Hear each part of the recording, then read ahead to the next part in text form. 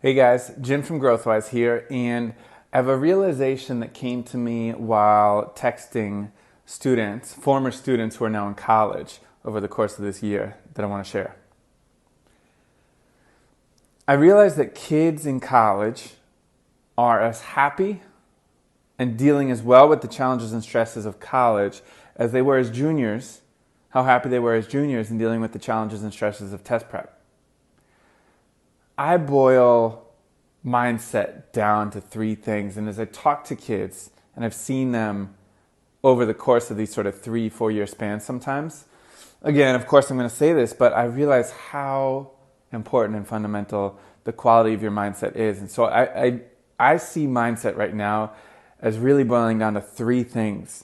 And more, I'm realizing I want all of my tutoring to just be a laboratory so we can help you improve at these three things. Because I'll be honest, I don't actually think your test score matters that much. I don't think it matters that much what school you go to. I know that sounds crazy, especially for someone running a tutoring company. I think how you show up to these three factors over the course of your life is going to determine everything in terms of basically the two things we want, success and fulfillment. All right, here they are. How well do you show up to a challenge? Can you stay persistent? Can you figure out the outcome you truly want and keep your eyes on it and visualize it and see it coming true before it even happens over and over and over?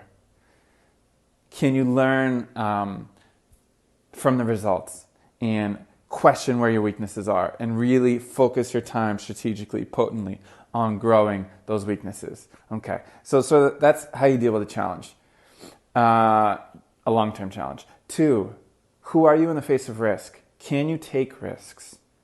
Can you dare to do the uncomfortable thing? Can you put your ego on the line and maybe screw up? And not judge yourself too hard, but actually give yourself credit for having gone for it. In test prep and test taking, you have to take all these little risks because there's time pressure. And you have to take these risks of trusting your intuition as you're going through the test. You have to take risks in terms of trying out new strategies and being willing to spend 2 weeks on them or 3 weeks or a month and maybe find out actually that strategy is not the one for you. But I'll see students who don't progress because they could never take the risk of truly trying the new strategy because they're afraid of getting bad scores in a practice test. It sounds crazy, but it's true.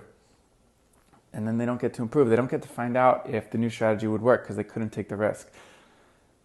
The third factor is, how do you respond to setbacks? How do you respond to the terrible test score, to the practice test score that's so disappointing? Do you dig in, look for where you can get better, plan out your time and just focus on getting better and then take another shot the next time? Or do you beat yourself up and decide you never want to do it again, et cetera, et cetera? So much of this game is persistence and staying through it all the way. And people who quit early because their ego is so invested in their scores and they just quit too early, they don't get as high a test score. And it reminds me of something my dad used to tell me from his corporate career, which was, after decades of work and seeing who kind of rose to the top and who didn't, he'd often say that the people who would rise to the top in the end, they were not actually that spectacular. They were often less talented than other people in earlier days of their career, but they were the ones who stuck it out, who didn't quit. I see that in test prep all the time. There's a particular student who really brought this home to me. He went to a particularly progressive school where sort of standardized testing was anathema to how they taught. And so working on the SAT was hard for him, but he just kept going and going and going and taking on the challenge and didn't take it too hard when the results weren't coming to him early on. He ended up, we worked on his SAT and then on his essays, and he got into Brown, which might have been his top choice. And I talked to him at Brown, completely happy with his social life, academics, everything. And he took this extremely high-level linear algebra class. So high level, his mom was saying, please do not take this. Please, you're a freshman. Enjoy your time. But he didn't care. He loved the challenge. And he took he started working in a quantum physics lab because, the lowest level researcher had gotten sick and wasn't able to keep going. And so he stepped in knowing that it might be 2 months before he's even able to make a contribution. And he's just going to stink in there. And again, his mom urged him not to do it. She thought it'd be a challenge too big, and he just loved it, and he knew that he was going to stink for a while. And that type of mindset, I would say he's the happiest of my former students from that year, who just went through their freshman year of college. So anyway, mindset over results, mindset over test scores, mindset over what college you go to.